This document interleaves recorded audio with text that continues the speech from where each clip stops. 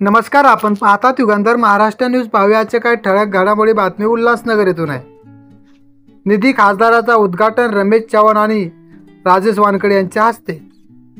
आमदार बालाजी किनीकरांना देणार का डच्चू? 1 कोटीच्या निधीतून रस्त्याचं भूमिपूजन. उल्हासनगर कॅम्प क्रमांक 4च्या सुभाष टेकडी ते मारुती जाधव यांच्या घरापर्यंत सिमेंट काँक्रिटीकरण रस्त्याचं भूमिपूजन शिंदे गटाचे शिवसेना शहर प्रमुख रमेश चव्हाण आणि उबाटाचे संभाव्य उमेदवार राजेश वानकडे यांच्या हस्ते संपन्न झाले. त्यामुळे स्थानिक आमदार डॉक्टर बालाजी किनीकर यांना न बोलावण्याचं कारण अद्यापही गुलदस्ते असून राजकीय समीकरण बदलण्याची शक्यता वर्तवली जाते. डॉक्टर बाबासाहेब आंबेडकर चौक ते मारुती जाधव यांच्या घरापर्यंत रस्त्याची अक्षरशः चाळण झाली होती. याविषयी स्थानिक नगरसेवक रमेश चव्हाण आणि राजेश वानकडे यांनी पत्रव्यवहार करून खासदार डॉक्टर श्रीकांत शिंदे यांच्याकडून 1 कोटीचा निधी उपलब्ध करून आणला आहे. या रस्त्याचं भूमिपूजन विविध मान्यवरांच्या हस्ते संपन्न झालं. परंतु भूमिपूजन प्रसंगी शिवसेना शिंदे गटाचे रमेश चव्हाण आणि उबाटाचे राजेश वानकडे एकत्र आल्याने राजकीय चर्चांना उधाण आले आहे. येणाऱ्या विधानसभा निवडणुकीत आमदार किनीकर यांना डच्चू देण्याची शक्यता तर नाही ना, असा प्रश्न उपस्थित केला जाते. तसेच सुभाष टेकडी येथील डॉक्टर बाबासाहेब आंबेडकर पूर्णाकृती पुतळ्याचे काम धीम्या गतीने होत असल्याने नागरिकांनी नाराजी व्यक्त केली आहे. बाबासाहेब आंबेडकर चौकापासून तर मारुती जाधव यांच्या घरापर्यंत हा रोड आहे.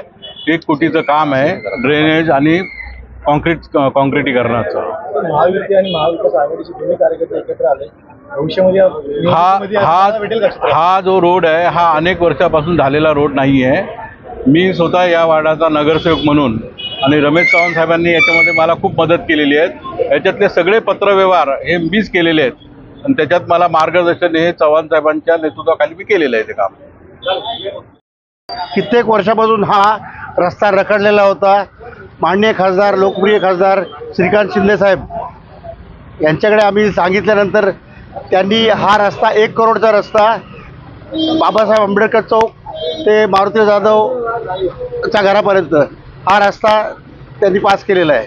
या ठिकाणी स्थानिक आमदारांना तुम्ही आमंत्रण केलं नाही, तसं नाही आहे. आम्ही स्थानिकांसाठीच केलं. आमंत्रणाला कुणालाही कोणी निमंत्रण दिलेलं नाही आहे. स्वतः आलेत लोक. आमदार निमंत्रण नाही दिलं. आमदार बिझी असतील.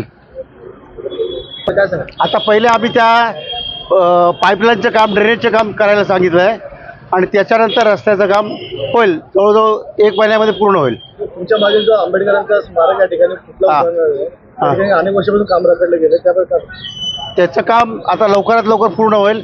आणि आम्ही प्रत्येक वेळेस जातो तर मुख्यमंत्री साहेब आणि खासदार साहेब विचारतात कुठपर्यंत काम आलेलं आहे.